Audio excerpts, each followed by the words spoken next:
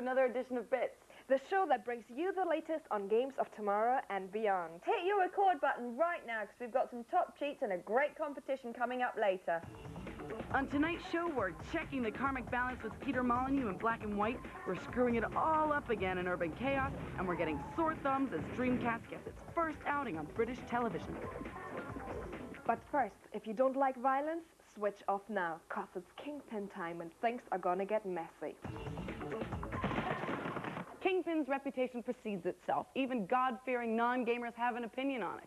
It's set to do to the PC gaming market exactly what Faces of Death did to the video retail industry. It doesn't feature Woody Harrelson and has nothing to do with bowling or puerile humor. No, it populates its world with gutter-mouthed gangsters and, to quote the game, bitches. All right, AJ, what the fuck is going on? Fucking Scorp swiped the battery out of the garage. That bike ain't going nowhere now. Shit! And what? Some asshole capped a bunch of our guys in Skid Row in the sewer. Who the fuck is the guy? I don't know. You fucking find him, you hear me? We'll get him. And get the boys together. We're gonna pay them fucking Scorps a little visit. Xantix has never been known to toe the line. The controversial games developer was responsible for the tongue-in-cheek, arse-exploding antics of Elvis Presley in Redneck Rampage and has done some amazing things with the yet-to-be-topped Quake 2 engine. This time, they've watched too many Abel Ferrara flicks and have sunk into the middle of inner-city Chicago, and it looks like there's no way to go but a gun blazing up. You're a no-good thug who's just been crapped by a couple of hoods working for a guy named Nicky. Vowing to do your damage to these two punks and anyone else in the way, you head off into the maze of non-linear and believable streets, subways and freight trains, hiring and firing, smacking and stealing, and oh my goodness, profaning to the sounds of the bad boys of rap, Cypress Hill. Yo, a match made in heaven. But blowing people away isn't the only thing you have to do in this game. No, Half-Life changed the first-person shoot-a-thon from a murderous frenzy into a thinking person sport. Nowadays, people want to become involved, engaged, taunted, and challenged by the people that they want to destroy. Kingpin does all that. So what's going on? Just hanging there. Turn the fuck around. In order to rise up the bloody ladder, you've got to schmooze with the locals to find out what the heck is going on, and this is where the real meat comes into play.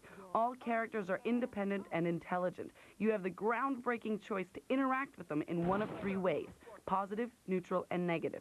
They react depending on which style you use, whether your piece is drawn, and what your reputation is. As an outcast, they'll have emotional memories, and they'll remember if you blew their mate away. Your rep is absolutely imperative. It'll determine if someone will chat first, shoot later, or the other way around. Yo, kill that mother. Instead of just gathering ammo, weaponry, and power-ups by vicariously picking up floating objects obviously left by a lazy developer, you scavenge the corpses that moments earlier you sent to their maker. The more money you get, the bigger the piece you can buy at the local Pawnomatic. They stock everything from body armor to flamethrowers, even health itself. Hey, come back anytime, huh? Thanks for shopping Pawnomatic. Increasing the disgusting psychopath factor, each to-be-dead dude has 15 independent body parts, so they snake around with some serious attitude and can be blown into separate chunks. Dismemberment is an option, you sick freaks. The graphics are excellent, the features are precise, and listen also for the surface sound effects. You're more easily detected walking on corrugated iron than stone. Metal sounds different from wood when it's shot at.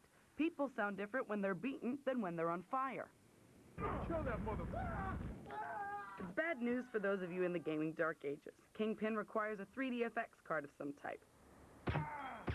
In Kingpin, you'll find a smacked-up inner-city underbelly filled with the most disgusting realism, blood, violence, and the worst conflict resolution ever found in a computer game. And it's coming to your weapons cabinet at the end of the month. Anyone who dreams of the best a car can be dreams of Silverstone, Monza, Nürburgring. But we're not talking escorts or Novas here. We're talking Formula One. Formula One World Grand Prix 2 for Nintendo is a sequel to the original Formula One World Grand Prix. This game should be taken seriously by anyone who's into hardcore Sims racing. Expect no easy drive-abouts. You won't find any arcade option in this game. Instead, it takes you right into the Formula One world, where air smells of burned rubber and male testosterone, and cars twitch and drift. Formula One World Grand Prix 2 convinces through brilliant graphics and sound effects that suck you right into the action. But beware, like the previous version, the cars aren't easy to handle. The minutest mistake will have you slide right off the track. This game requires practice, practice, and practice. Don't skip it, because there's tons of driving ahead. In fact, gamers can compete in an entire Formula One season featuring 16 of the world's toughest tracks, 11 racing teams, and 21 authentic race car drivers. And since it's an update, it also features original moments of the 1998 championships. The game engine is the same as in the original game, but the frame rate is far superior. You get full track visibility, so it's nothing like the rather disappointing F1 98, and you get all the stats of the 98 races. Interlagos, Hockenheim, Monte Carlo, and all the other tracks look super real, and thanks to the tutorial mode, you'll fast become an expert on the hotspots of each course. The challenge option allows you to change history and become one of your idols. And if you've ever wondered what it would feel like to complete a whole race, now's your chance. This F1 sim has you strapped down for hours at a time, completing just one race. It's a huge task, but you will be able to brag that you relived some of the finest moments in racing history. Just make sure you really want to before you start. Naturally, because of the greater processing power of the Nintendo console, the detailing is much better than in PlayStation games such as Formula One 98. But there's some strong competition from PC games such as the official Formula One racing game. Here, you've also got the helicopter view and track view, which lend the game a TV feel. But the sound in official Formula One racing is totally fake compared to the Nintendo sim. This is a little bit surprising given the game's powerful look. All in all, Nintendo's F1 World Grand Prix 2 is a brilliant Formula One console sim. In fact, it's probably the Gran Turismo of Formula One racing. And it's out to buy now.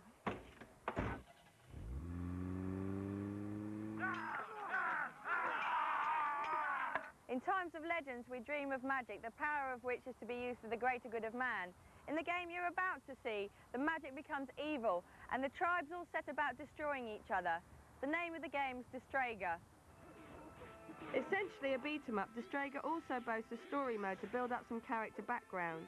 The story mode is set around 30 one-on-one matches with cutscenes to keep the narrative moving along. Personally, I thought that the story mode was one of the most laughable attempts at tale-telling. Now that I've got that off my chest, I'd like to say that the game is not all bad. It's a noble attempt at trying to liven up the beaten-up genre. One of the great things about this game is the freedom of movement. You can run anywhere on your screen, not simply towards and away from your opponent. The attacks are fast and can be extremely powerful as you combine up to 3 buttons in one almighty blaster. The magic looks pretty impressive, particularly if you're starting your attack from the air. Another bonus from the game are the defensive moves. You can parry pretty much everything once you know what you're doing, but it will take you time to get that good. Initially, the game plays really well. It's a new way of beating the crap out of people, but as you play more, the game loses its luster. There's little to discover once you've worked out blocks and the magic.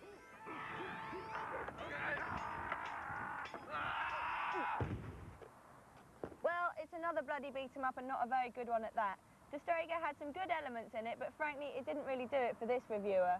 Destrager will be out in October for your PlayStation. I hope your VCRs are rolling because now it's cheats time here on Bits. Where better to start than with Need for Speed 3. Now all your cops have southern accents. And I've got Deer Hunter 2. You know the game where you're shooting deer? Well, this time you can see the whole thing through the deer's eyes.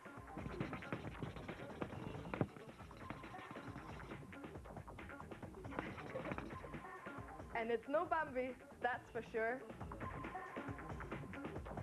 And I've got Brian Lara Cricket. If you want helmet view, simply enter this cheat.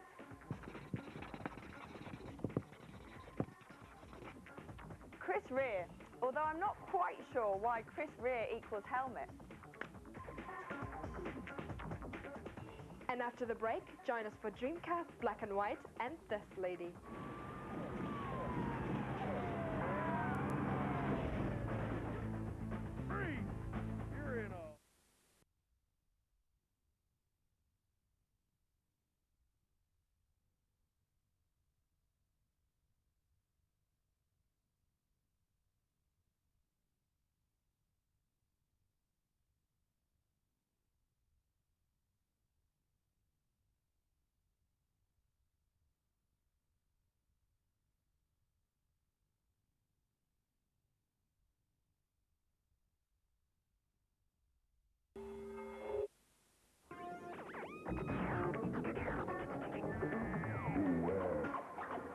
Eidos have teamed up with BAFTA to produce a short film inspired by the words urban chaos. This is a competition and the best efforts are to be premiered at the IMAX Cinema in London on July 13th.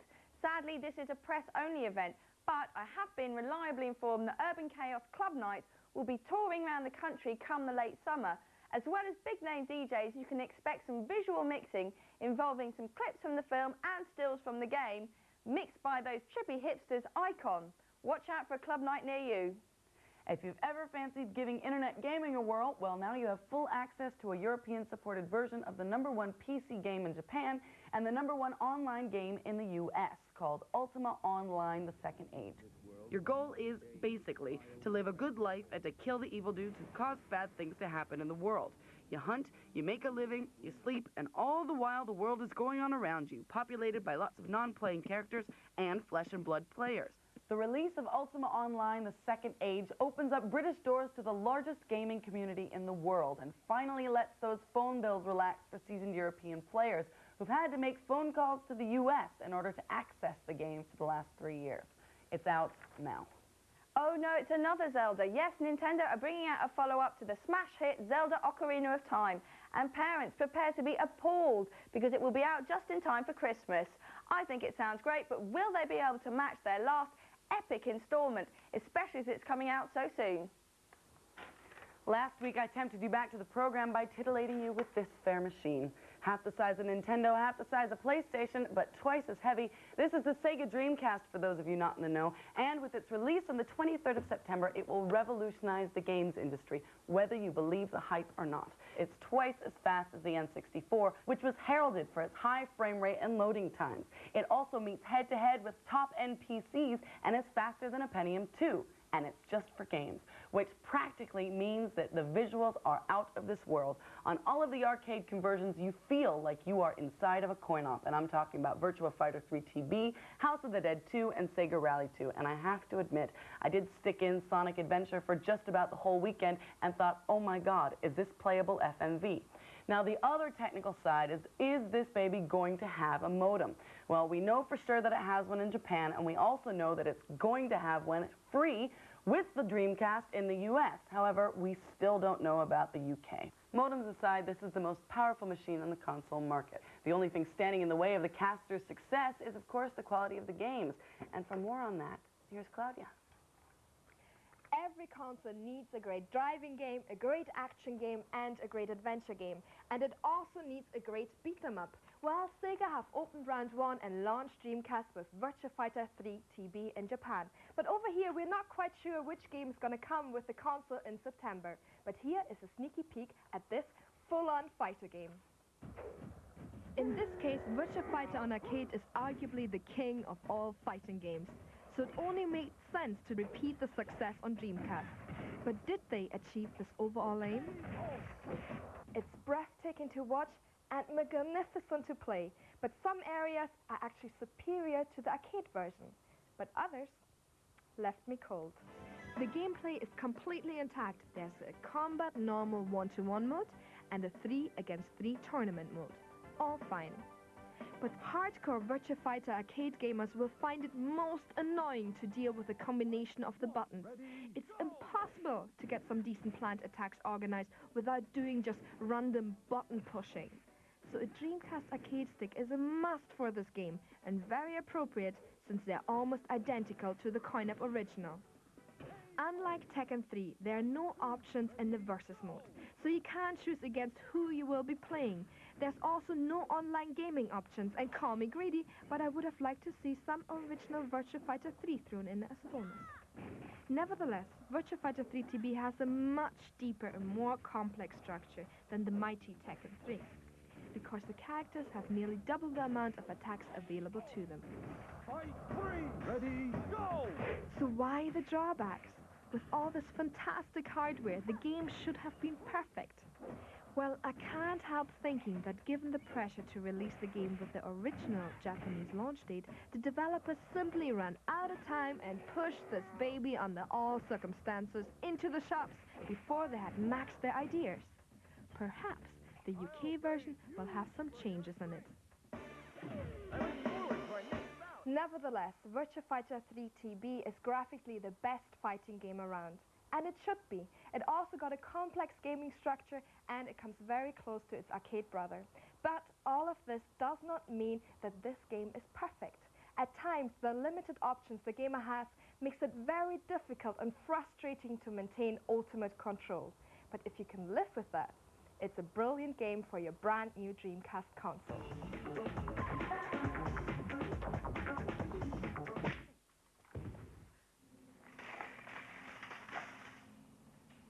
The coming of the millennium does funny things to people. Some actually believe that the world is going to end. Nostradamus predicted that this would happen last week. Fortunately, it didn't, because I got the chance to play Urban Chaos, a fantastic new game involving a millennium conspiracy theory. You play Darcy Stern, a seriously funky and well-hard female cop who polices a normal kind of city. She's an acquaintance that develops into a firm friendship. He's 50 years old and an ex-cop himself. His name is Roper and he's a bit of a mystery man. The first few levels have you running around as Darcy trying to keep the crime rate down and learning how to use this extremely versatile and mobile babe. You'll come up against some seriously tooled up gangsters committing crimes as diverse as a minor mugging to a full-blown massacre, which looks extremely gory in the game. You'll even have to save the odd suicide attempt. Needless to say, this game looks fantastic. Overall, the water effects are amazing, but it doesn't stop there. She also has a proper wall-hugging shadow. Nice. When you begin the game, Darcy doesn't have any weapons, which is a bit weird for a cop. Instead, you'll pick them up as you search the streets and scavenge the bodies of your hapless victims. And there'll be plenty of victims, because this is a fully operational city you're working here. There are lots of people on the streets, not just the odd passerby, and you're able to go up to each and every one of them and question them.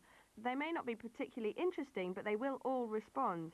And the AI is so good in this game that should one of these random street characters see you mowing down an innocent person, they may not speak to you again.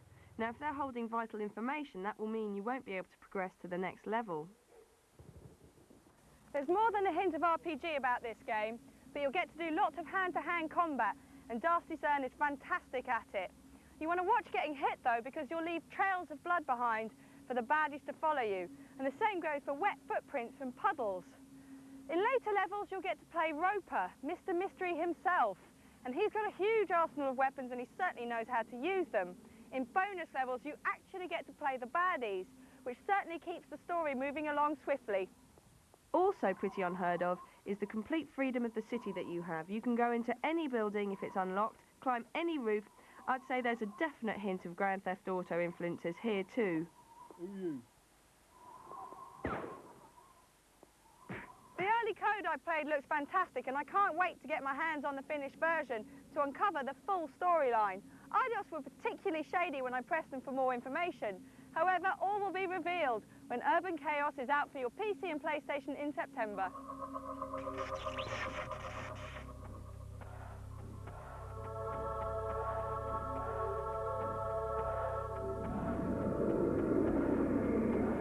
A couple of weeks ago, I brought you information on Dungeon Keeper 2, created by a company named Bullfrog. Well, the original director and founder, Peter Molyneux, is here with me today. In his latest incarnation, he is director and founder of Lionhead Studios. They've just come back from E3 with a huge success surrounding Black and White, which has won 4 amazing awards: Best of Show, Best PC Game, Best Original Game, and Best Strategy Game. But, I mean, let's fill the folks in home. What is Black and White all about? Essentially, what I wanted to do is create this world that you could do anything you wanted to in this world. In all my previous games, I said you played the bad guy, I said you played the good guy, but wouldn't it be cool to have a world that allows you to do anything you like in it. To be unspeakably cruel and mean and just really downright awful to all these little people, or to be wonderfully kind and benevolent and caring. And within that world, what you can also do is nurture and bring up this incredible creature.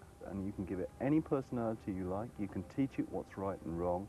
It can become the ultimate fighting machine, or it can become this Mother Teresa-like figure that can go and care for everything. It is an absolute Eden. And then you come along and throw this Garden of Eden out of balance.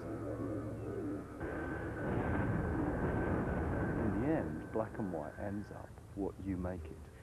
I'm wondering if you can sort of have a Clockwork Orange moment in that you play a CD, you beat your creature up, and he turns into a psychopath. Is this possible? Well, you can play any music CD you like when you're playing black and white. And every music CD you play, the creature remembers the little CD ident key. And he remembers what you've done to him when you've been playing that music. So if you've been really cruel to him, if you slapped him around and you've, you know, told him off a lot, next time you put that music on, he'll just cover his ears, he won't like it at all. But if you've been nice to him, then he'll actually slowly learn to dance to that music. What I want to know is where the interface has gone. For every other simulation game, real-time strategy game, you have to interact with the computer in usually a pop-up menu. But in this one, there's nothing like that. What have you done? The trouble with Dungeon Keeper, it had more icons in it than all the other games I've done put together. And, you know, did you click on this icon? Do you right-hand click on it? What do you do? And whenever I was explaining the game to anybody, you'd have to explain what the icons did. So I thought, you know, damn it, let's just get rid of all the icons. Let's just give you one interface method, this hand. And